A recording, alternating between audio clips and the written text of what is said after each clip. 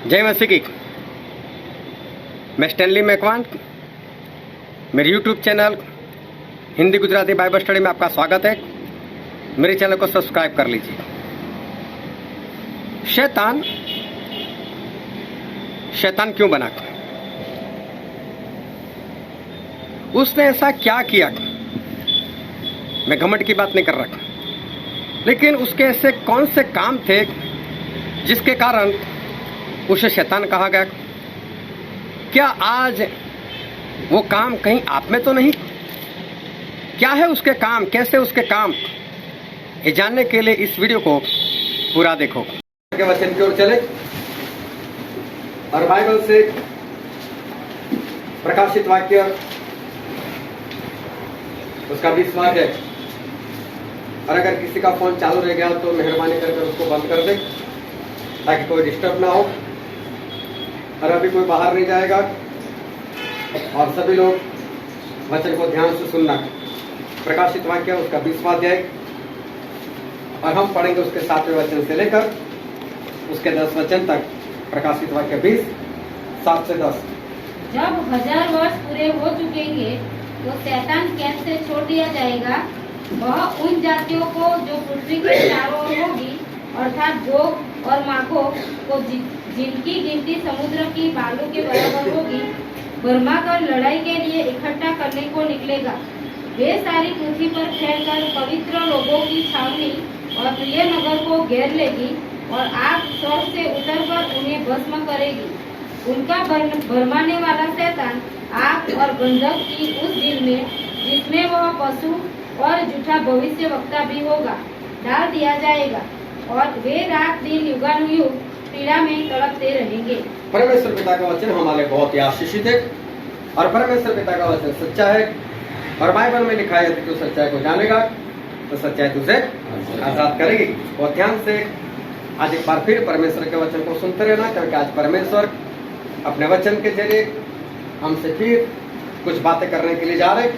तो उनकी बातों को बहुत ध्यान से समझना, क्योंकि जिस परमेश्वर को हम मानते हैं वो परमेश्वर वो बहुत भले है और परमेश्वर सच्चे है। और परमेश्वर जो भी करते हैं वो समझो हमारी भलाई के लिए करते।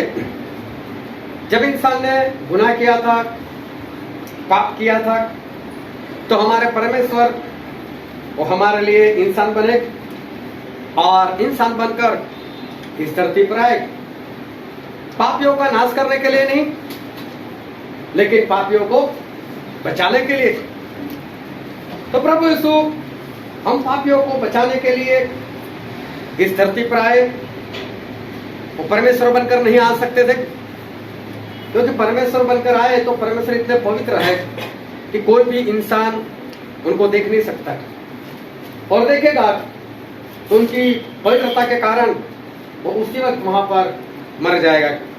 इसलिए प्रभु ने देखा कि अगर मैं परमेश्वर बनकर जाऊं तो बचाने की जगह पर सब लोग नाश हो जाएंगे। इसलिए परमेश्वर हमारे बीच में एक इंसान बनकर आए। और इंसान बनकर आए जब हम बोलते हैं तो इंसान मतलब सिर्फ इंसान, जैसे हम लोग एक वैसे ही इंसान बनकर प्रभु आए थे, 100% इंसान। और जितनी कमजोरियां हम में है वो सारी कमजोरियां के साथ, जैसे हमको भूख लगती है, प्यास लगती है, वैसे उनको भी भूख प्यास लगती थी। ऐसे ही प्रभु यीशु हमारे समान बनकर हुआ है और पवित्र आत्मा की सहायता से उन्होंने काम किए। जब उन्होंने एक बार एक बहरा, एक अंधा और गूंगा इंसान था, अंधा और गूंगा, उसके भूत को निकाल दिया। और तब लोगों ने बोला कि ये तो शैतान की सहायता से ऐसा करता है। तब प्रभु ने बोला नहीं, मैं तो पवित्र आत्मा की सहायता से भूत प्रेतों को मैं तो निकालता हूं। उन्होंने जो भी काम किए पवित्र आत्मा से भरकर काम किए। इस धरती पर आए, उन्होंने बपतिस्मा लिया, फिर 40 दिन रात लगातार उपवास किया और शैतान ने उनका परीक्षण किया। सभी हुए, पास हुए, शैतान के ऊपर इख्तियार प्राप्त किया, अधिकार प्राप्त किया।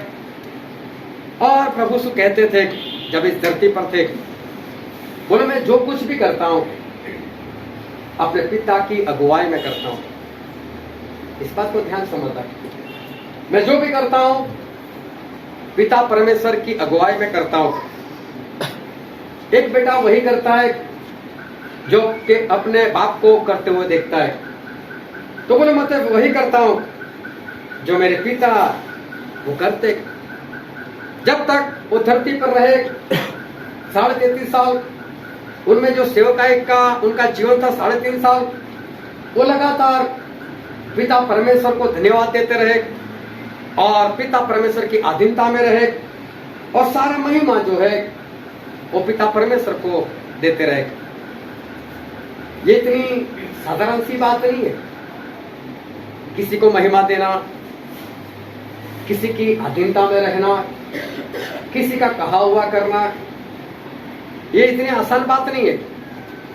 और खास कर जब मैं प्रभु से की बात कर रहा हूं तो उनके लिए ये साधारण सी बात नहीं थी, क्योंकि प्रभु यीशु है कौन? प्रभु यीशु कौन है? बाइबल में उनके बारे में लिखा है, हम पढ़ते हैं प्रकाशित वाक्य उसका 1 अध्याय और कोई 14 वचन से पढ़ो तो। प्रकाशित वाक्य 1 अध्याय 14 से 17। उसके सिर और बाल श्वेत उन्मरण पाले के समान उज्जवल थे और उसकी आंखें आग की ज्वाला के समान थी। उसके पांव प्रभु यीशु की आंखें आग की ज्वाला के समान थी। फिर उसके पांव उत्तम पित्तल के समान थे, हाँ, जो मानो भट्टी में तपाया गया हो। प्रभु यीशु के पैर ऐसे थे जैसे भट्टी में से पित्तल निकलता है, वैसे उनके पैर थे। फिर और उसका शब्द बहुत जल के शब्द के समान था, जिसे बहुत सारा जल हो और कहीं से गिर रहा हो, उसकी जो जोरों से आवाज आती है, वैसे प्रभु यीशु की आवाज थी। वह अपने दाहिने हाथ में 7 तारे लिए हुए था और उसके मुख से तेज 2-धारी तलवार निकलती थी। प्रभु यीशु के मुंह से 2-धारी तलवार निकलती थी। उसका मुंह ऐसा प्रज्वलित था, देखो प्रभु यीशु का मुंह इतना प्रज्वलित था जैसा सूर्य पड़ी धूप के समय चमकता है। जैसे 1:30-2 बजे की सूरज की जो धूप होती है, सूरज की जो रोशनी होती है, सूरज को नहीं देख सकते, उससे भी ज्यादा रोशनी प्रभु यीशु के चेहरे की थी। फिर जब मैंने उसे देखा हाँ, तो उसके पैरों पर मुर्दा सा गिर पड़ा। बाइबल में लिखा है जब मैंने प्रभु यीशु को देखा, ये वो प्रभु यीशु नहीं थे जो धरती पर आए थे, ये खुद परमेश्वर प्रभु यीशु। और परमेश्वर प्रभु यीशु का जो स्वरूप था वो तो ऐसा था। और यूहन्ना ने आत्मा में देखा, ऐसा नहीं शरीर में देखा, आत्मा में देखा और उसका आत्मा भी मुर्दों के समान गिर पड़ा। Hallelujah, hallelujah. सोचो ऐसे यीशु मसीह और उनको किसी की अधीनता में रहना पड़े तो, हमारी बात अलग, हम किसी की अधीनता में रह सकते, हमारे बॉस के अधीनता में रह सकते, वो बात अलग से। लेकिन प्रभु यीशु जिनका चेहरा सूरज की नहीं चमकता है, जिनके सामने कोई देख नहीं सकता, जिनको देखकर आत्मा भी मुर्दों के जैसी होकर गिर पड़ती है, ऐसे प्रभु यीशु किसी की अधीनता में रहे, किसी को महिमा दे और बोले मैं तो मेरी ओर से नहीं लेकिन पवित्र आत्मा की सहायता से काम करता हूं। मतलब मैं नहीं काम कर सकता, मैं तो वो करता हूं जो मेरा बाप करते हुए मैं उनको देखता हूं, वही मैं तो करता हूं। और हर बात पिता को महिमा देना, ये ऐसी वैसी बात नहीं थी। फिर उसके 8वें वचन में लिखा है प्रकाशित वाक्य 8, प्रभु परमेश्वर जो है और जो था और जो आने वाला है। देखो प्रभु परमेश्वर ऐसा लिखा है, प्रभु परमेश्वर। फिर क्या लिखा है? वो जो है वह अभी है। फिर लिखा है जो थे, मतलब ऐसा भी हुआ था कि 3 दिन के लिए मरे हुए थे हो गए थे, और जो आने वाला है। हालेलुया, मतलब प्रभु यीशु की बात की है। फिर आगे क्या लिखा है? जो सर्वशक्तिमान है। क्या लिखा उनके बारे में? वो कौन है? सर्वशक्तिमान। प्रभु सर्वशक्तिमान। सर्वशक्तिमान का मतलब होता है जो सब कुछ करने में शक्तिमान है। ऐसी कोई बात नहीं जो कि प्रभु यीशु ना कर सके, ऐसे सर्वशक्तिमान परमेश्वर। फिर यह कहता है, वो ऐसा कहते हैं, मैं ही अल्फा और मैं ही अल्फा और ओमेगा हूँ, और मैं ही ओमेगा हूँ। जिस तरह से इंग्लिश में एबीसीडी आती है और एबीसीडी में ए से शुरू होता है, अगर हम बोले ए से पहले क्या आता है तो ऐसा सवाल ही नहीं हो सकता, इससे पहले कुछ है ही नहीं। और हम बोले जेड के बाद क्या आएगा, तो जेड के बाद कुछ नहीं है। उसी तरह से जो अरामी लैंग्वेज है, उस अरामी लैंग्वेज का पहला अक्षर जो है वो है अल्फा। प्रभु से बोलते हैं मैं अल्फा, मतलब मैं शुरुआत हूं, मेरे पहले कोई नहीं था, मैं ही शुरुआत। और फिर क्या बोलते हैं, मैं ओमेगा, मतलब जेड, मैं आखिरी, तो मेरे बाद भी कोई नहीं है। हालेलुया। जो खुद शुरुआत है और जो खुद आखिर तक रहने वाले हैं, वो किसी की आधीनता में रहे, किसी को महिमा दे। तो ध्यान समझना, प्रभु महिमा दिया अपने पिता को, वो बोलते मैं पिता को महिमा देता हूं, मैं पवित्र आत्मा से काम करता हूं, उनकी अगुवाई में मैं रहता हूं। लेकिन ये बोलने वाला है कौन, जो खुद सर्वशक्तिमान। ये बोलने वाले है कौन, जो खुद अल्फा, जो ओमेगा। क्या इस तरह से किसी की अधीनता में रहना क्या हो सकता है? हम किसी की अधीनता में क्यों रहते? जो लोग जॉब करते हैं अपने बॉस के अधीनता में क्यों रहते हैं? मालूम है तनख्वाह नहीं मिलेगी और उसको मारकर तनख्वाह ले नहीं सकते।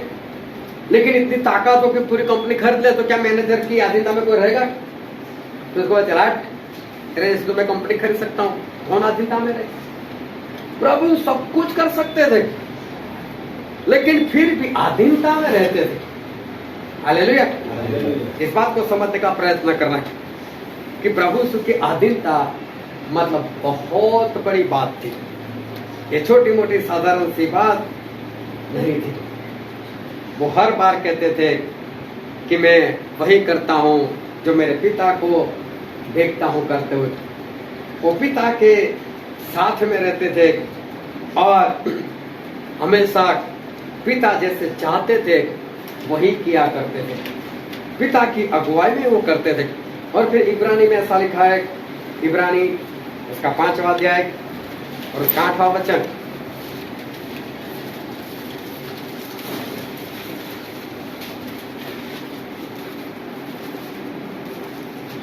पुत्र होने पर भी उसने, पुत्र होने पर भी मतलब प्रभु से पुत्र थे, फिर भी उसने दुख उठा उठा कर आज्ञा माननी सीखी।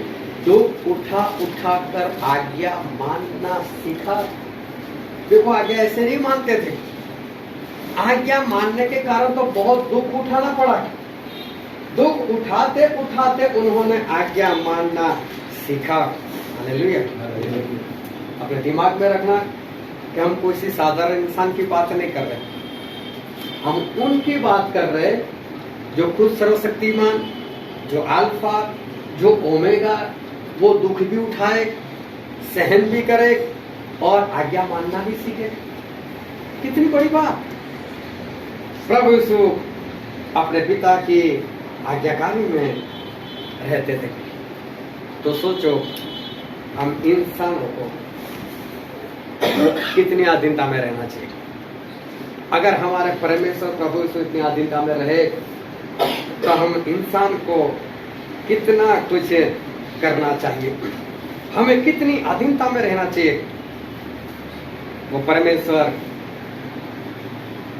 हमें भी जो भी कहते हैं वो हमारी भलाई के लिए ही करते हैं। तो ध्यान समझना, परमेश्वर की जितनी भी आज्ञा है वो सारी आज्ञा हमारी भलाई के लिए ही है। परमेश्वर ने अब्राहम को कहा कि अब्राहम अपने पिता का घर छोड़ दे, इस घर को भी छोड़ दे, इस देश को भी छोड़ दे, और जो देश में दिखाऊं वहां पर तू चला जाए। ये बहुत भारी था। तो ध्यान समझ, जैसे आप लोगों को कहा जाए अपने घर को छोड़ दो, खुद का है तो बेच दो और वहां से निकलकर हारून में जगह ले लो और वहां पर आकर बस जाओ। कितना भारी लगता है ना। उससे कई गुना ज्यादा भारी अब्राहम के लिए। क्यों? अब्राहम का जो भी कारोबार था उस जगह पर सेट था। मुझे नहीं मालूम अब्राहम का घर कैसा था, लेकिन धनवान है तो बढ़िया घर बनाया होगा, सारा सपोर्ट है वहां पर, रिश्तेदार है वहां पर, पिता का घर है, सब कुछ है, एक राजा के समान जिंदगी है। और परमेश्वर ऐसा बोलते हैं, अब्राहम यहां से निकल, अपने बाप का घर छोड़ दे, इस देश को भी छोड़ दे, और जो जगह मैं दिखाऊं वहां पर चला जाए। अभी देखो दूसरी जगह जाना है, पूरा देश छोड़कर वहां पर जाकर सेटल होना है, वहां पर जाकर फिर से जीरो से कारोबार शुरू करना है। कैसे होगा? आपका जो भी कारोबार है, आपकी जो भी जॉब है, अगर इसको छोड़कर परमेश्वर पर कहीं और चले जाओ और वहां पर जाकर सेट हो जाओ, तो वहां पर जाकर सेट कैसे होना है? एक अनजान जगह पर जाकर, जहां पर कोई पहचान वाला नहीं। लेकिन परमेश्वर की ऐसी आज्ञा अब्राहम के लिए वाई, और अब्राहम के लिए सारा कुछ भारी तो था, लेकिन इसमें अब्राहम की भलाई भी तो थी। हालेलुया। वो तो हमको दिखाई देती है क्योंकि हमने बाइबल पढ़ा है, और उसके बाद अब्राहम के साथ क्या वो हमको मालूम है। लेकिन अब्राहम को कहाँ मालूम था कि मैं निकलने के बाद मेरा क्या होगा, मैं जहां पर जा रहा हूं मेरा धंधा सेट होगा कि नहीं, वहां पर मैं कुछ कमाई कर पाऊंगा या नहीं। यहाँ तो मैं धनवान हूं, लेकिन यहाँ से निकलने के बाद कहीं ऐसा तो ना मैं गरीब हो जाऊं, मेरा सब कुछ चला जाए, कहीं ऐसा तो नहीं। लेकिन अब्राहम जो है उनकी भलाई के लिए ही जो कुछ किया था वो परमेश्वर ने कहा था, और अब्राहम वहां निकल गए। उन्होंने ये नहीं सोचा कि मेरे कारोबार का क्या होगा, सेट होगा या नहीं होगा वहां पर। यहाँ तो मैं सेट हूँ, मेरा घर सेट है, सब कुछ है, छोड़ो वहां पर क्या जाना नहीं जाना। लेकिन सोचो कि अगर अब्राहम ने ऐसा सोचा होता और अब्राहम नहीं गए होते तो मालूम है आज अब्राहम का नामो निशान भी नहीं होता, अब्राहम को एक संतान भी नहीं मिलती। अब्राहम बांझ थे और बांझ ही मर जाते, और आज तक उनको कोई भी नहीं जानता। लेकिन अब्राहम तो सब कुछ छोड़कर वो परमेश्वर के साथ वो निकल पड़े, और परमेश्वर ने उनके लिए और भी बेहतर जगह जो है वो रखी थी। और फिर बाइबल में लिखा है, उत्पत्ति उसका 13वां अध्याय उसके पहले वचन में लिखा है कि अब्राहम सब बातों में धनवान थे, उनके पास सोना चांदी बहुत बढ़ गया, और उनका कारोबार जो है बहुत बढ़ गया, उनके पशु जो है वो भी बहुत बढ़ गए। इसका मतलब दूसरी जगह पर जाकर परमेश्वर ने उनको सेट कर दिया। लेकिन अगर अब्राहम ना जाते तो वो बांझ ही मर जाते, और वहां पर वो खत्म भी हो जाते। लेकिन आज देखो अब्राहम की संतान कितनी है, पूरा अरब कंट्री वो अब्राहम की संतान है, इजराइल देश अब्राहम की संतान है। आज अगर कोई गिनती लगाए तो गिनती भी नहीं कर सकते, इतने संतान आज अब्राहम के हैं। और हम लोग भी क्या मानते, जो विश्वास से चलते, हमारा बाप कौन है? हमारा बाप भी तो हम अब्राहम को मानते। ये आज्ञा जो थी वो आज्ञा तो भारी दिखती थी, लेकिन उस भारी आज्ञा में हमारे परमेश्वर की भलाई जो है वो परमेश्वर की भलाई वो छिपी हुई थी। और परमेश्वर अब्राहम की भलाई के लिए सब कुछ कर रहे थे। आज इंसान जो है वो परमेश्वर की आज्ञा को लेकर वो कुछ छोड़ नहीं पाता। अब्राहम ने तो अनुभव किया, आज्ञाकारी का अनुभव किया, और आज्ञाकारी का इतना अनुभव किया, और आज्ञाकारी के कारण जो आशीष मिलती है उस आशीष का इतना अनुभव किया कि जब परमेश्वर ने उस अब्राहम को ऐसा बोला कि अब्राहम तेरा इकलौता बेटा इसहाक उसकी बलि दे दे। अभी सोचो इकलौते बेटे की बलि कैसे दी, जो 100 साल के हुए थे तब तो बेटा हुआ था, और अभी 133 साल के हैं, उनका बेटा 33.5 साल का है। और अगर अभी इसहाक मर जाते हैं तो दूसरा बेटा लाएंगे कहां से? लेकिन अब्राहम ने जो आज्ञाकारी की आशीष देखी, अब्राहम ने जो आज्ञाकारी के कारण जो भलाई होते हुए देखा, तो एक भी बार हिचकिचाए नहीं, बिना हिचकिचाहट उन्होंने इसहाक की बलि देने का प्रयत्न किया। परमेश्वर ने मांगी नहीं, परमेश्वर ने ली नहीं, परमेश्वर ने आखिरी वक्त में उनको रोक लिया। देखो उस वक्त तो नहीं पता था कि किस तरह से इसहाक बचाए जाएंगे, कैसे बचाए जाएंगे, कुछ मालूम तो नहीं था। लेकिन अब्राहम ने वो आज्ञा मानी, कोई बात नहीं, मैं मेरे बेटे को बलि दे दूंगा। और देखो क्या ऐसा कुछ हुआ, क्या इसहाक मर गए? कुछ नहीं हुआ ऐसा।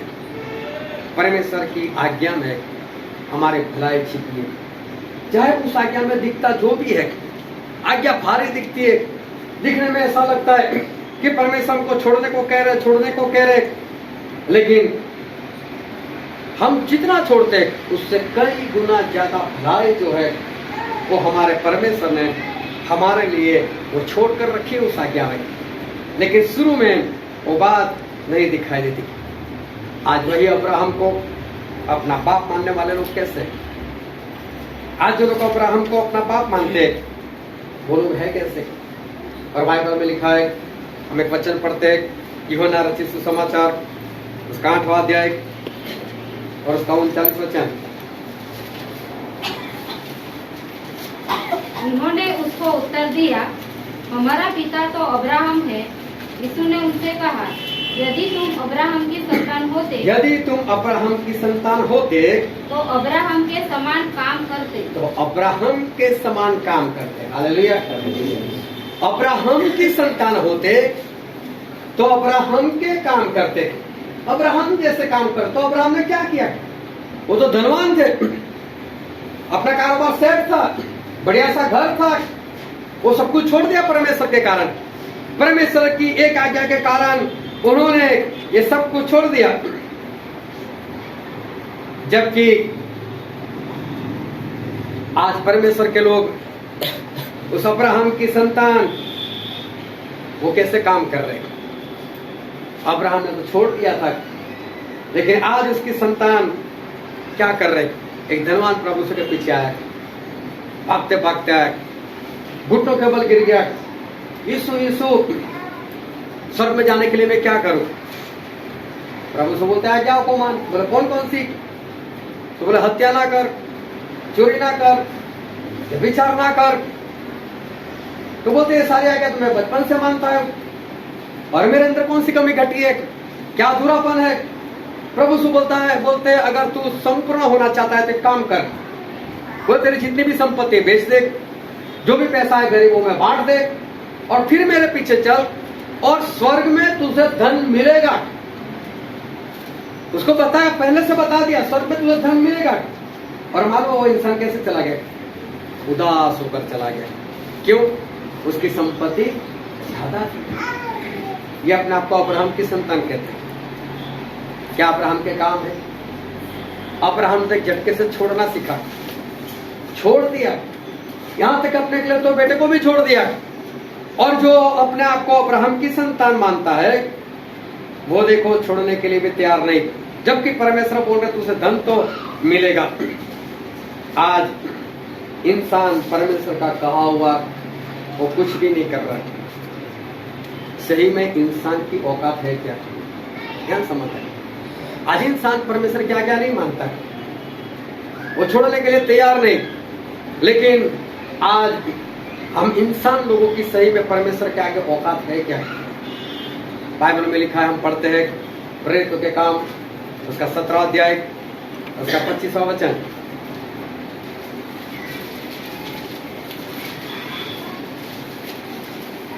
न किसी वस्तु की आवश्यकता के कारण मनुष्य के हाथों की सेवा लेता है। परमेश्वर मनुष्य के हाथों की सेवा नहीं लेते, क्योंकि वह स्वयं ही सबको जीवन और श्वास और सब कुछ देता है।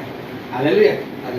क्या लिखा है कि परमेश्वर, बहुत ध्यान समझना, परमेश्वर किसी के भी इंसान के हाथों की सेवा नहीं चाहते।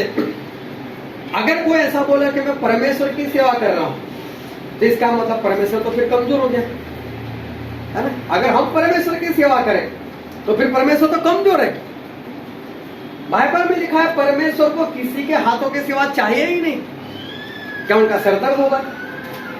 चलो बाय चांस मान लेते हैं प्रभु ने ऐसा बोला मेरा सर दर्द हो रहा है, आप ऊपर स्वर्ग में आकर सर दबा कर जाओ, तो कौन जाएगा स्वर्ग में?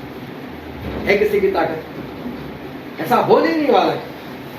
हम परमेश्वर की सेवा कर ही नहीं सकते।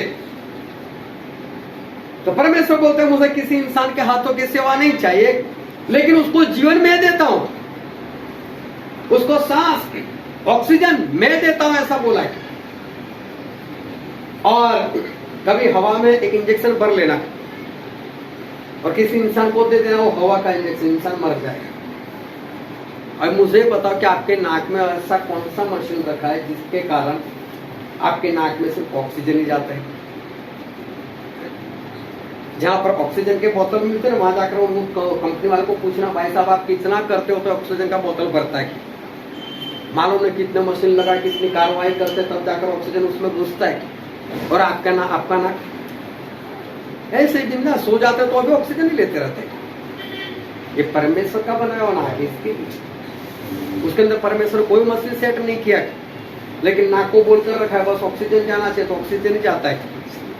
और मालूम नहीं अंदर से कार्बन डाइऑक्साइड बाहर भी निकलता है। हालेलुया। परमेश्वर बोलते हैं मुझे किसी की सेवा नहीं चाहिए, लेकिन मैं लोगों को जीवन देता हूं और मैं लोगों को ऑक्सीजन देता हूं और मैं सब कुछ देता हूं, ऐसा।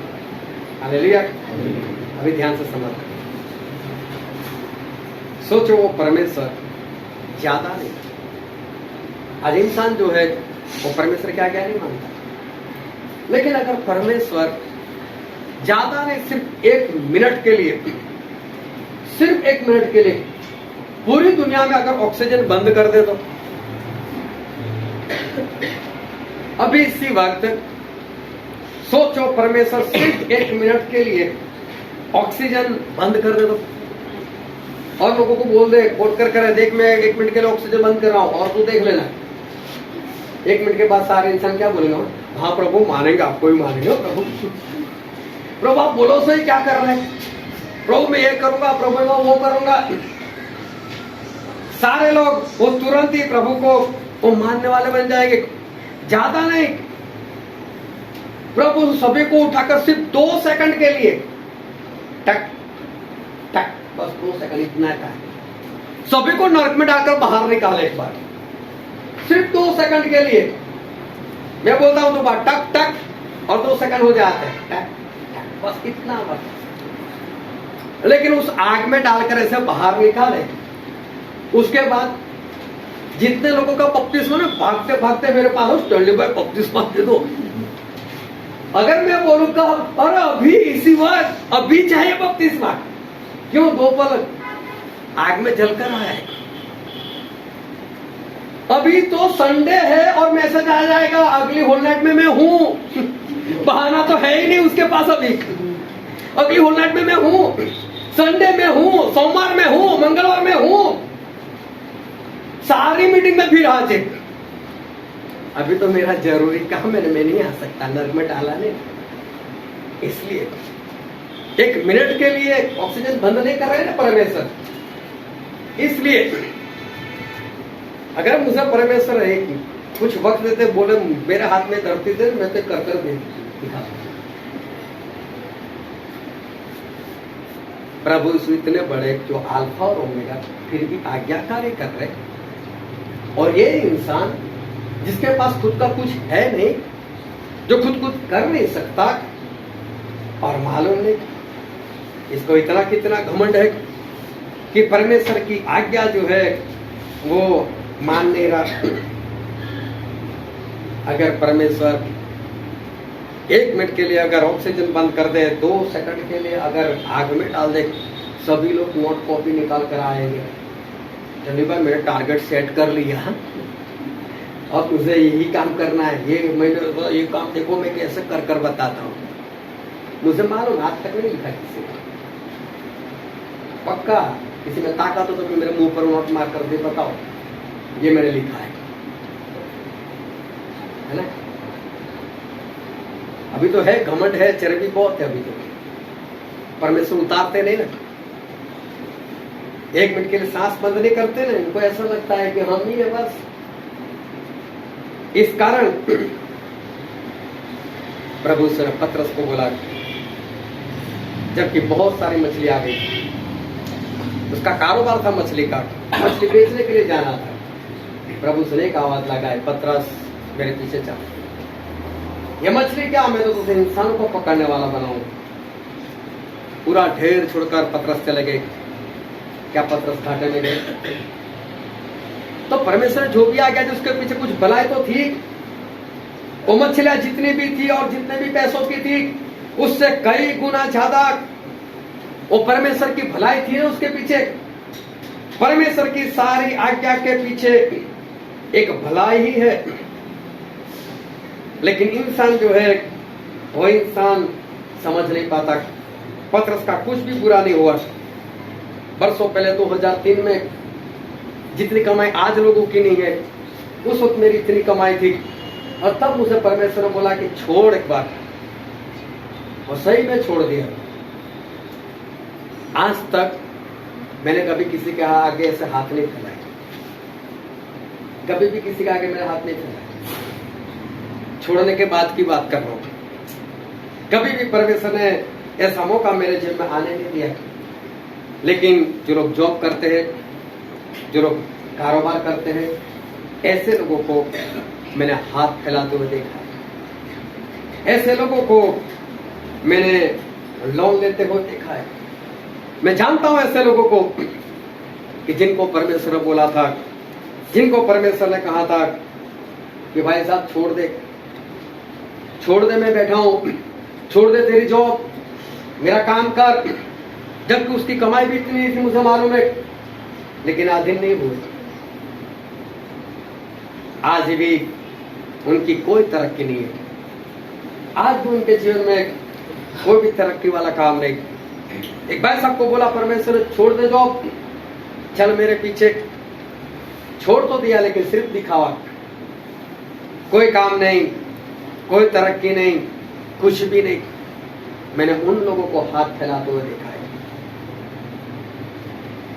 लेकिन जो परमेश्वर की आज्ञा को मानते हैं उनको कभी भी हाथ फैलाने की जरूरत नहीं होती, क्योंकि परमेश्वर जो छुड़वाते हैं उससे कई गुना ज्यादा देने की शक्ति रखते हैं। कई गुना ज्यादा देने का सामर्थ्य जो है वो परमेश्वर रखते। परमेश्वर सब कुछ कर सकते हैं। परमेश्वर के पास सब कुछ है। परमेश्वर के पास हमारी भलाई है। जब इज़राइल के लोग यरीहो के साथ लड़ाई करने के लिए जा रहे थे तो परमेश्वर ने बोला था कुछ भी मत लेना, यहाँ से सोना चांदी पित्तल कुछ भी मिले वो सारा किसको दे देना? परमेश्वर को दे देना। ये सब कुछ परमेश्वर के लिए समर्पित है। और आकान उससे कुछ ले लिया और अपने तंबू में गाड़ दिया। और आकान और उसका सारा परिवार वो पत्थरों से मार दिया गया। नहीं माना इससे परमेश्वर का कहा हुआ। परमेश्वर बोला था मुझे दे देना, ये मेरे लिए। क्या परमेश्वर सोने के भूखे? क्या परमेश्वर को चांदी चाहिए? क्या परमेश्वर को पीतल चाहिए? क्या लेना देना परमेश्वर को इससे?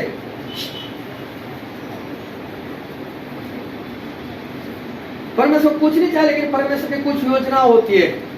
परमेश्वर अब्राहम को बोलते हैं अब्राहम छोड़, तो परमेश्वर को अब्राहम से कुछ नहीं चाहिए, परमेश्वर को देना चाहते हैं। आकान ने नहीं माना। लेकिन यहोशू की पुस्तक में लिखा है, यहोशू का पुस्तक उसका 8वां अध्याय उसका 1 और 2 वचन।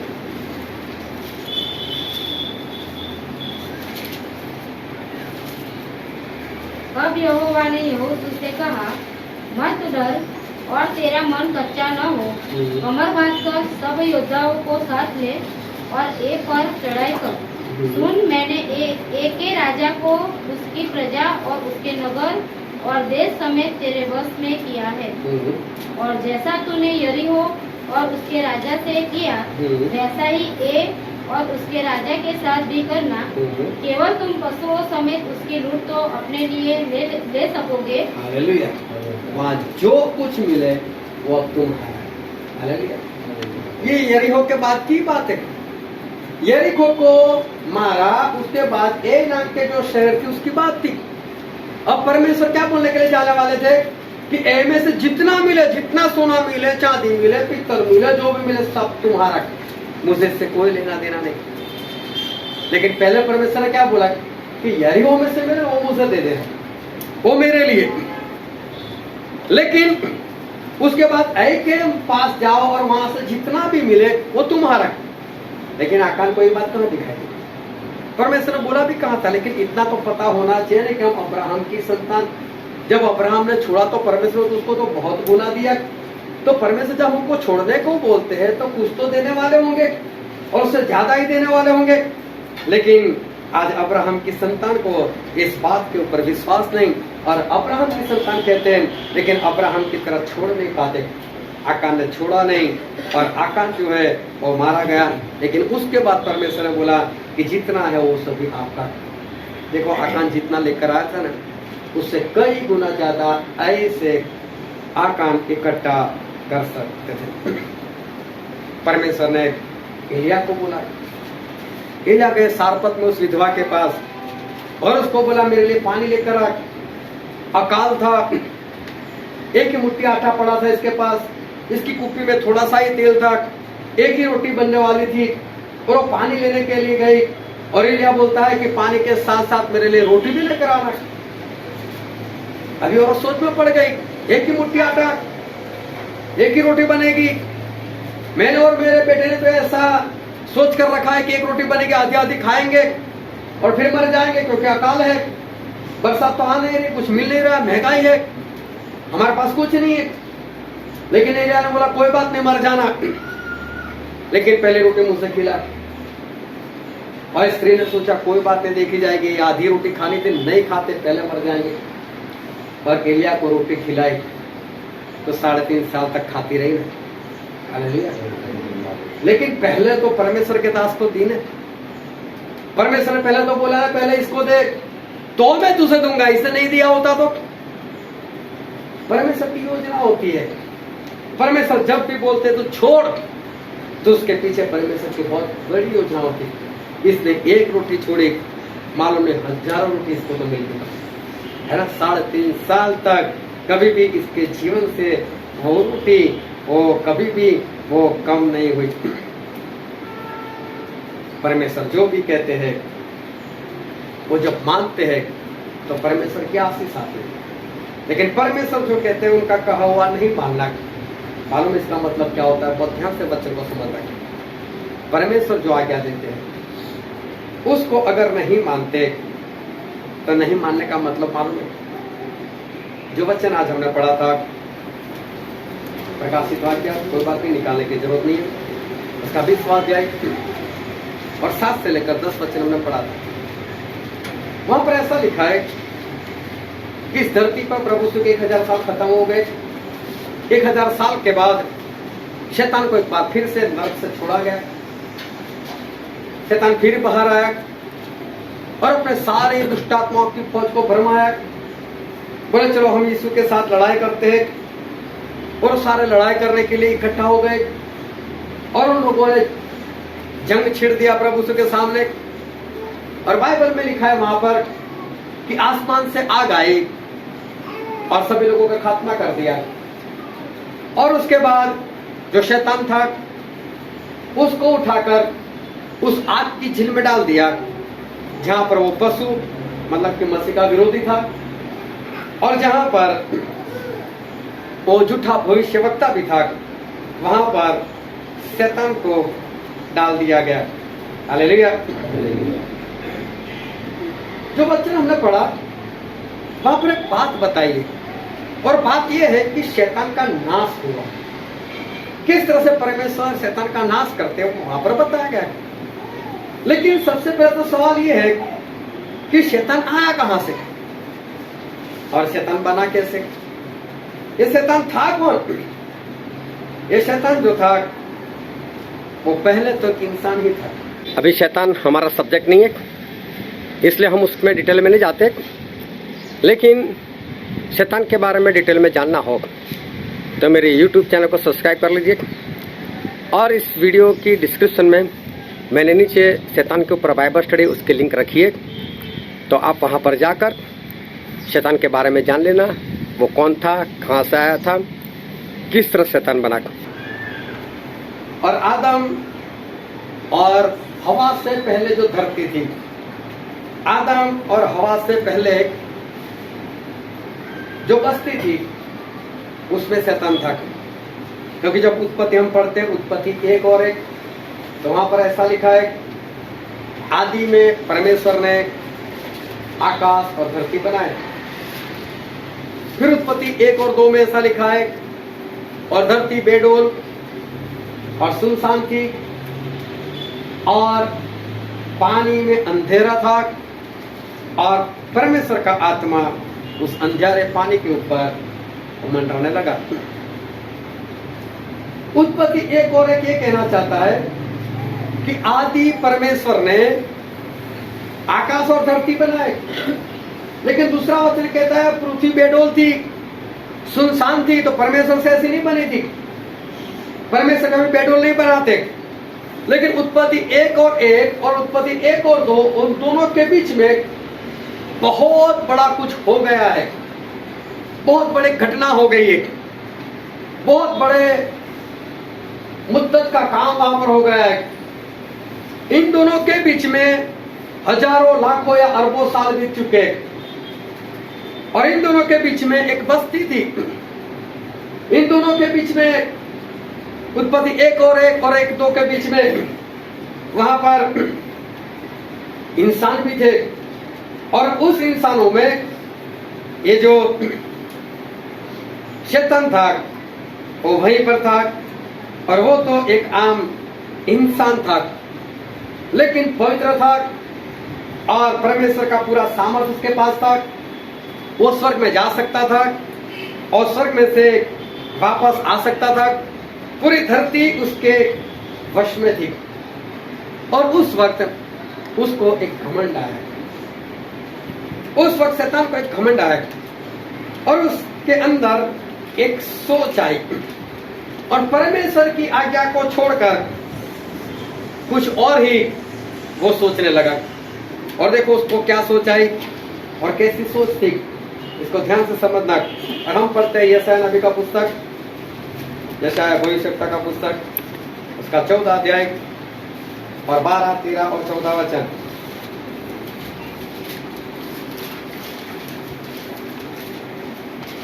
यशायाह 14, 12, 13 और 14 वचन।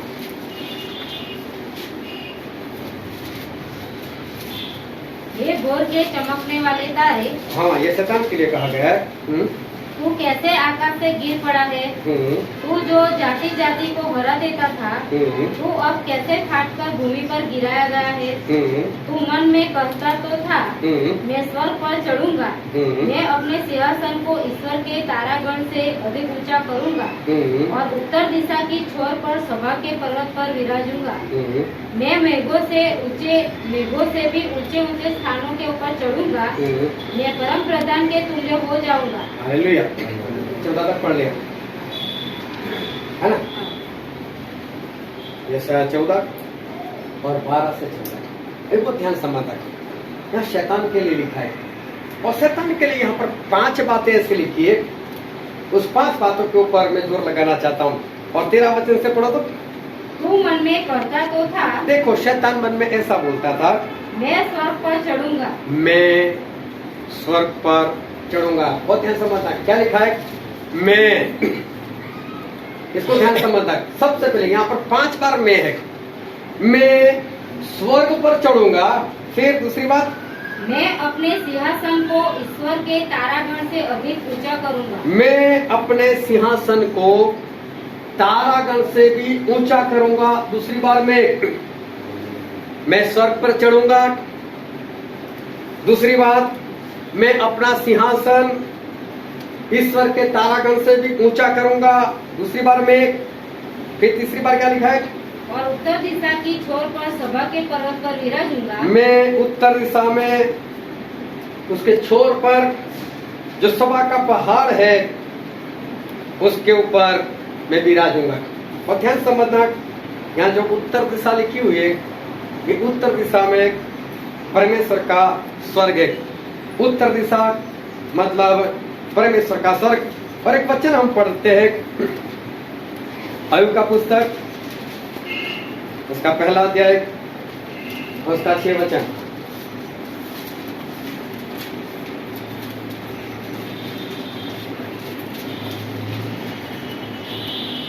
एक दिन यहोवा परमेश्वर के पुत्र उसके सामने उपस्थित हुए। देखो, परमेश्वर के पुत्र मतलब स्वर्गदूत, वो परमेश्वर के सामने उपस्थित हुए। मतलब बात तो स्वर्ग की हो रही है, लेकिन स्वर्ग में भी अलग अलग जगह है। जहां पर परमेश्वर विराजमान है ना, वहां पर स्वर्गदूत नहीं रहते, स्वर्गदूत कहीं और रहते। लेकिन एक बात, सारे स्वर्गदूत जहां पर परमेश्वर विराजमान थे ना, वहां पर किसी काम से गए। हालेलुया। तो स्वर्ग में भी अलग अलग जगह है। उसमें सबसे उत्तर की ओर जो जगह है जहां पर खुद परमेश्वर विराजमान होते, उस जगह की बात की है। शैतान बोलता है मैं वहां से भी ऊंचाई के ऊपर, उस पहाड़ के ऊपर मैं विराजमान हूंगा। फिर भजन संहिता में ऐसा लिखा है, भजन संहिता उसका 75 75 उसका 6 वचन पढ़ो तो कोई। क्योंकि बढ़ती न तो पूर्व से, बढ़ती ना तो पूरब से आती है, न पश्चिम से, ना पश्चिम से आती है, और न जंगल की ओर से आती है। ना जंगल की ओर से आती है। इसको गुजराती में भी पढ़ो एक बार। કેમ કે ઉદયથી કે અસ્તથી उदय मतलब पूरब और अस्त मतलब पश्चिम, એ દક્ષિણથી પણ ઉન્નતિ આવશે। हाँ, जंगल मतलब दक्षिण की ओर से। हालेलुया। क्या लिखा है? बढ़ती हमारी आबादी, हमारी प्रॉस्पेरिटी, हमारी उन्नति। परमेश्वर ऐसा बोलते हैं, ना तो पूरब से आती है, ना तो पश्चिम से आती है, और तीसरी दिशा लिखे ना तो दक्षिण से आती है। एक दिशा रहेगी, कौन सी? उत्तर, मतलब वहां से तो आती है, 3 जगह से नहीं आती। उत्तर का नहीं लिखा, मतलब उत्तर से ही हमारी आबादी आती है। तो उत्तर दिशा मतलब जहां परमेश्वर रहते हैं वो स्वर्ग, जहां पर परमेश्वर विराजमान होते हैं वो जगह। उसी जगह की एक ओर में स्वर्गदूत भी रहते हैं, लेकिन जहां परमेश्वर के वो जगह की बात ही अलग है। और शैतान ने तीसरी बात ये चाहिए थी कि मैं उत्तर दिशा में सभा के पहाड़ के ऊपर मैं विराजमान होऊंगा, मतलब परमेश्वर के भी ऊपर मैं तो विराजमान होऊंगा। तीसरी बात उसकी में ये थी। फिर जो ऐसा भविष्यवक्ता का पुस्तक पढ़ रहे थे, उसका 14 अध्याय, और जहां से रुके थे वहां से आगे पढ़ो।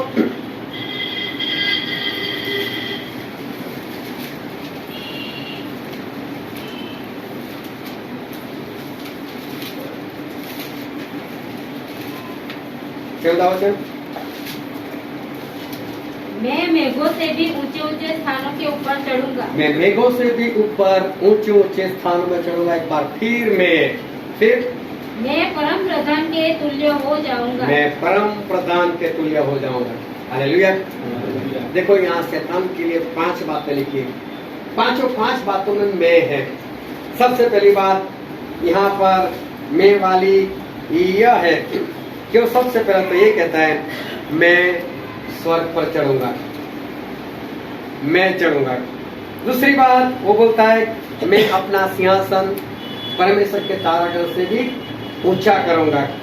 तीसरी बात बोलता है मैं उत्तर दिशा के छोर में सभा के पर्वत के ऊपर विराजूंगा। तीसरी बात, चौथी बात मैं मेघों से ऊंचे ऊंचे स्थान पर चढ़ूंगा। और 5वीं बात मैं परम प्रधान मतलब परमेश्वर के तुल्य हो जाऊंगा। हालेलुया। 5 बार क्या है? मैं। मतलब परमेश्वर उसको नहीं बोला कि तू ऐसा ऐसा कर, ये तो मैं चाहता हूं, ये तो मैं चाहता हूं कि मैं ऐसा करूं। इसका मतलब परमेश्वर वाली बात वहां पर नहीं है। ये तो शैतान खुद चाहता है। शैतान चाहता है मैं ऐसा करूं, मैं। हालेलुया। एक तो परमेश्वर की अधीनता होती है कि मैं नहीं, मेरा बाप करता है। प्रभु से क्या बोलते थे? मैं नहीं, मेरे कर मेरे पिता काम करते हैं। सारी महिमा किसको देते थे? पिता को देते थे। पिता की अधीनता में रहते थे। लेकिन जब हम बोलते मैं, हालेलुया, तो वहां पर परमेश्वर नहीं है। मैं का मतलब होता है परमेश्वर ने नहीं बोला, मैं कर रहा हूं। तो यहाँ पर शैतान के अंदर 5 बातें दिखाई देती है, और 5 बातों में ये कहता है कि मैं। इसका मतलब घमंड तो है ही। ये घमंड की बातें तो है, लेकिन मैं उससे भी बड़ी एक दूसरी बात मैं यहाँ पर परमेश्वर की आत्मा से बताना चाहता हूँ। मैं, इसका मतलब है मैं करूँगा। यहाँ पर परमेश्वर वाली बात नहीं, मैं करता हूँ, परमेश्वर नहीं करते, पवित्र आत्मा नहीं करते, कोई और मुझे सहायता नहीं करता, मैं करता हूँ। मैं करूँगा मतलब तेरा कहा हुआ नहीं करूँगा, लेकिन मुझे तो मेरा कर रहा है। मैं करूँगा, मैं चलूंगा ऊपर, मैं विराजूंगा, मैं तेरा कहा मैं नहीं करूँगा। जो कुछ करूँगा वो मैं करूँगा। मतलब इसका दूसरा मतलब होता है कि परमेश्वर का कहा हुआ तो मैं नहीं करूँगा। हालेलुया। इस कारण इसको शैतान नाम दिया गया। तब तक अच्छा था, ये 5 में आया ना, तब उसका नाम बदल गया, अब उसका नाम हो गया शैतान। और शैतान का मतलब होता है दुष्ट अवतार। ये हमारा अवतार है, हम इस धरती पर आए, ये हमारा अवतार है। जिसका दुष्ट अवतार है वो है शैतान। शैतान का दूसरा मतलब होता है कि परमेश्वर से बलवा करने वाला। शैतान का एक तीसरा अर्थ होता है कि परमेश्वर के समान बनने का प्रयत्न करने वाला। आज्ञा मानकर नहीं, उसको हटाकर परमेश्वर के जैसे बनने वाला, उसका प्रयत्न करने वाला, ये है शैतान। उसके मन में है मैं तेरा कहा हुआ क्यों करूं, मैं तेरे अधीनता में क्यों रहूं, मैं तो वो करूंगा जो मेरे मन में आएगा, मैं तो वो करूंगा जो मेरे मन में है। परमेश्वर का कहा हुआ नहीं करना, लेकिन खुद के अंदर जो आता है वही करना।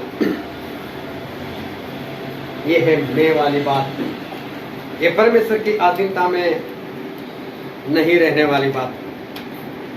मैं करूंगा, मैं तेरा कहा हुआ नहीं करूंगा, ये कहने वाला कौन है? थोड़ा जोरों से बोलो, शैतान। हालेलुया। कौन ऐसा कहता है कि परमेश्वर मैं तेरा कहा हुआ नहीं करूंगा? हालेलुया। कौन कहता है? क्या परमेश्वर का कहा सब कुछ करो? आया ना? कहाँ गई जबान?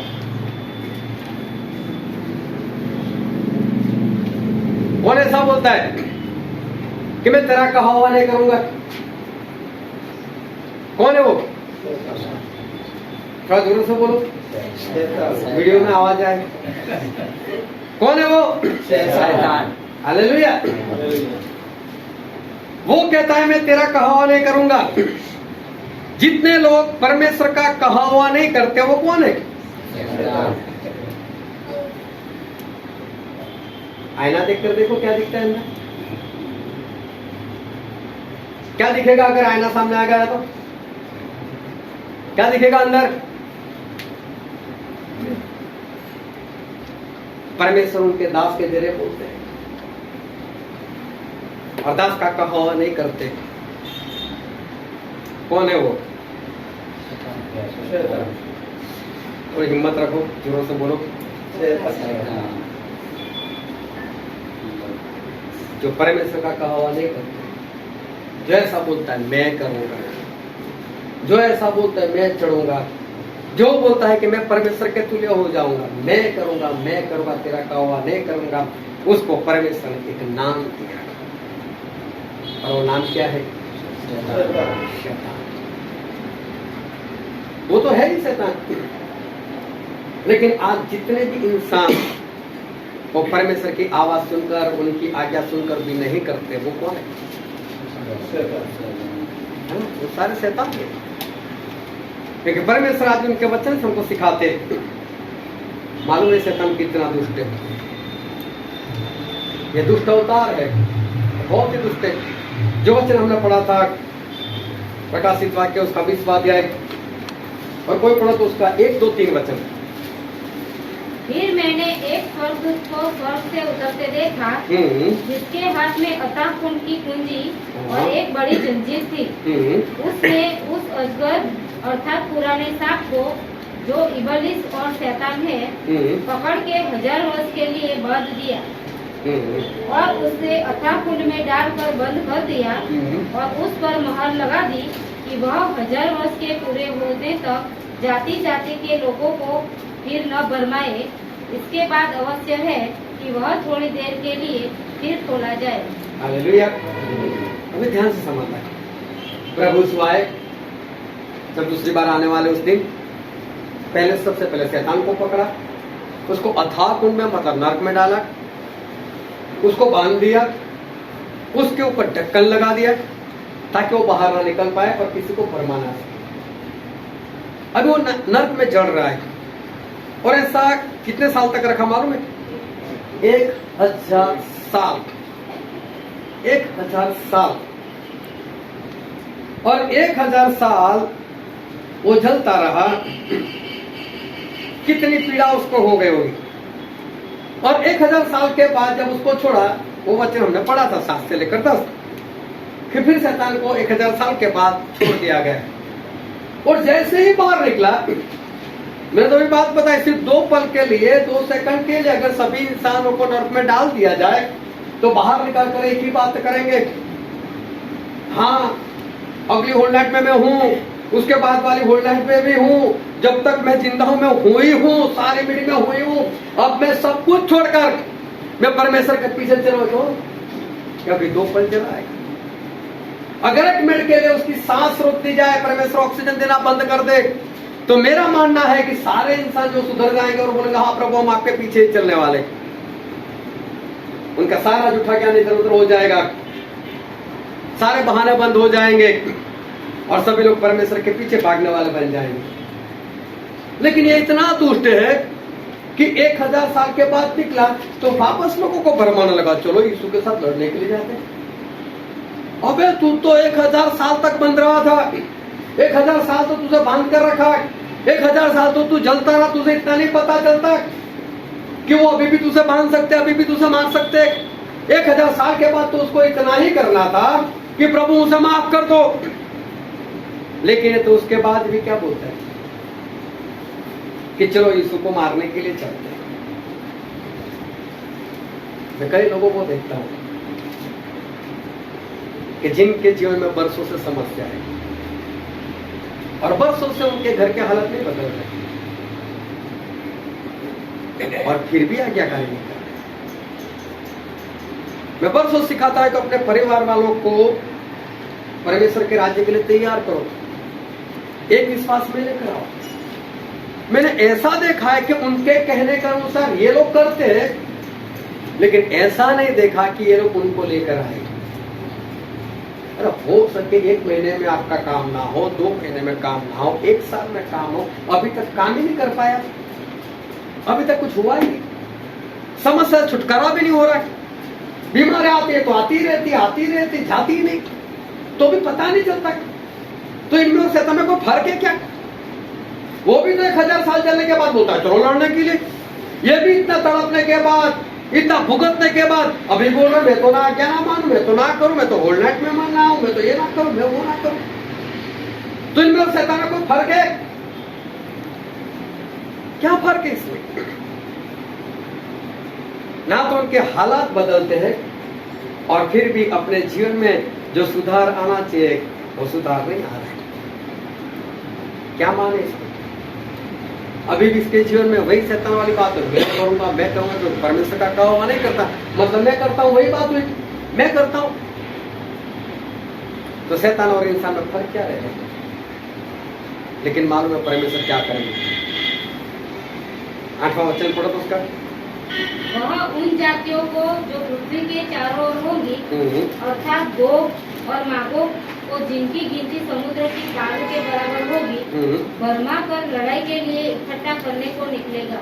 हाँ, फिर वे सारी पृथ्वी पर फैलकर पवित्र लोगों की छावनी और प्रिय नगर को घेर लेगी और आग स्वर्ग से उतरकर उन्हें भस्म करेगी। हालेलुया। शैतान का क्या होगा? नाश होगा, उसका सर्वनाश हो जाएगा। उसकी सेना का क्या होगा? उसका भी सर्वनाश हो जाएगा। ये तो फिर भी सामर्थ्य है, ये तो स्वर्ग तक जा सकता था, ये तो पूरी धरती को एक पल में घूम कर आ सकता है, इतना सामर्थ्य है। अगर उसको परमेश्वर नहीं छोड़ते तो इंसानों की क्या बात? समझ में आ रही? मैं बोल सकता हूं कि हाँ परमेश्वर में तेरा कौन है, मैं करूंगा, लेकिन मेरे में इतनी ताकत तो होनी चाहिए कि मैं परमेश्वर को मार सकूं। मेरे में इतना सामर्थ्य तो होना चाहिए कि मैं परमेश्वर को खत्म कर सकूं, तो मैं बलवा करूं। लेकिन जब मेरे में इतनी ताकत नहीं, तो फिर भी मैं इसका मतलब क्या? फिर तो शैतान वाली बात है, वो भी कुछ नहीं कर सकता, फिर भी मैं करूंगा, मैं परमेश्वर के तुल्य। सही में हमको करना क्या चाहिए? हमें तो परमेश्वर का सरेंडर होना चाहिए। प्रभु से मालूम है कि अगर आप 1 मिनट के अगर ऑक्सीजन बंद कर दोगे तो मैं कुछ नहीं कर सकता, परमेश्वर मैं कुछ नहीं कर सकता। परमेश्वर का मुझे घर में डालो, मैं कुछ नहीं कर सकता। हम परमेश्वर के विरुद्ध में कुछ कर नहीं सकते, वो सर्वशक्तिमान है, वो अल्फा है, वो ओमेगा है। शैतान भी कुछ नहीं कर सकता, जो खुद सामर्थ्य है, लेकिन फिर भी कुछ नहीं कर सकता। और देखो आखिरी दिनों में परमेश्वर उसका हमेशा करे नाश कर देंगे। तो हम इंसानों को क्या होगा? तो हमें क्या करना चाहिए? क्या उसी शैतान की तरह मैं करूंगा और परमेश्वर का कहा नहीं करना है? बस सुनते जाना है, कुछ नहीं करना है परमेश्वर का कहा। हमें क्या करना चाहिए? और अगर ऐसा नहीं करेंगे, परमेश्वर का कहा नहीं करेंगे, तो आखिरी दिनों में हमारा भी क्या होगा? उनको भी परमेश्वर क्या बोलेंगे? वही बोलेंगे परमेश्वर कि चले जाओ नरक में, उसी शैतान के साथ वहीं पर रहो। क्या फायदा? हम परमेश्वर का कुछ बिगाड़ नहीं सकते, कुछ उखाड़ नहीं सकते। तो हमें करना क्या चाहिए? किस बात का घमंड? क्यों हम ऐसा बोले कि मैं करूंगा? क्यों हम शैतान जैसे बने? क्यों हम शैतान बने? परमेश्वर हमको शैतान नहीं बनाया, हमको इंसान बनाया। तो हम क्या करें? आज्ञा मानने वाले बने, जो भी सुनते उसको मानने वाले बने। मैं बहुत स्पष्ट कहता हूँ, एक वक्त ऐसा आएगा जब आप मानना चाहो नहीं मान सकते, ये आदत बन चुकी है आपकी। और जिस दिन आपको सच्चाई पता चलेगा, जिस दिन आपको लगेगा आप मुझे करना चाहिए, उस वक्त आपके पास वक्त नहीं रहेगा। परमेश्वर ने अब्राहम को बोला, अब्राहम छोड़ दो, और अब्राहम ने छोड़ा। तो उसके पीछे कुछ भलाई की योजना थी। परमेश्वर कुछ भी बोलते हैं तो उसके पीछे हमारे भलाई की योजना है। क्यों नहीं कर पाते हम? क्यों उसको अधीन नहीं हो सकते? और जितने अधीन नहीं उनका क्या हाल हुआ हम जानते हैं। तो हमें क्या करना चाहिए? और परमेश्वर की कौन सी आज्ञा पालनी? परमेश्वर इतना ही बोला कि मेरे सिवा तेरा और कोई परमेश्वर ना हो, एक ही तो परमेश्वर को मानना है। हमको 10-12 हजारों लोगों का नाम तो याद नहीं रखना है। परमेश्वर ने इतना ही बोला कि मेरा नाम व्यर्थ में मत लो। तो हमें तो व्यर्थ में नाम भी नहीं लेना है। यीशु सबको रट्टा नहीं लगाना है हमको। प्रभु से क्या बोलते? हत्या ना कर, यही तो बोला है। हमें तो किसी को ये भी नहीं करना है। लेकिन अगर परमेश्वर बोलता है लेकिन कम से कम महीने में एक बार हत्या करने के लिए निकलो, तो क्या होता है? इतना तो आसान कर रहे हैं, वो भी नहीं कर पाते हम लोग। परमेश्वर का कहा हुआ करो, वरना जो शैतान का हाल हुआ है वो इंसान का भी हो सकता है और होगा भी। और इसलिए परमेश्वर जितना भी कहते हैं उतना करो, क्योंकि उनकी आज्ञा भारी नहीं है। और वो जो भी हमसे कहते हैं उसके पीछे उनकी भलाई छिपी हुई है। वो करेंगे तो भलाई हमें मिलेगी और हम आशीषित होंगे। आओ हम सभी अपने आंखों को बंद करें, अपने मस्तकों को प्रभु से आगे झुकाए। जो राजाओं के राजा है, जो प्रभु के प्रभु है, जो हमारे बीच में। सभी लोग अपने आंखें बंद रखें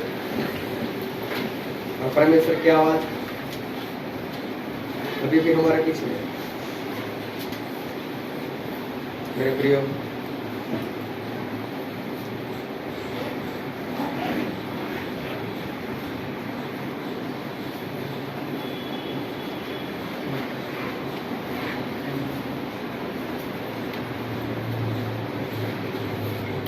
ये वक्त है कि हम अपने आप को जांचें।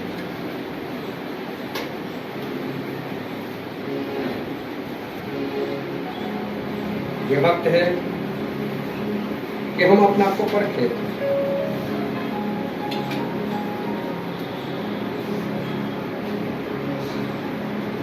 शैतान वो है जो बोलता है मैं करूंगा, मैं करूंगा।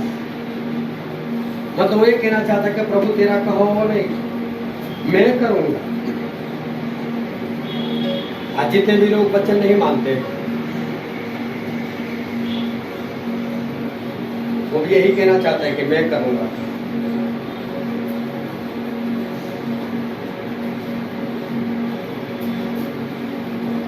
आज अपने आप को जांचे, अपने आप को परखें। क्या आज मैं कहां पर हूं? क्या मैं भी शैतान की तरह बातें करता हूं? क्या मैं भी शैतान की तरह बातें करती हूं? क्या मैं भी शैतान की तरह बलवा करता हूं?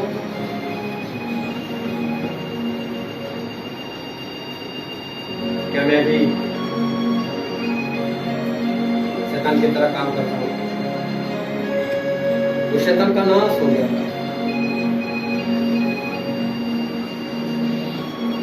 परमेश्वर ऐसे सभी लोगों का नाश कर देंगे, नरक में डाल देंगे। लेकिन आज वक्त है हमारे पास कि हम शैतान से काम ना करें, लेकिन हम परमेश्वर जैसे काम करें। ये वचन समझने के लिए, ग्रहण करने के लिए, उसके अनुसार चलने के लिए प्रभु की कृपा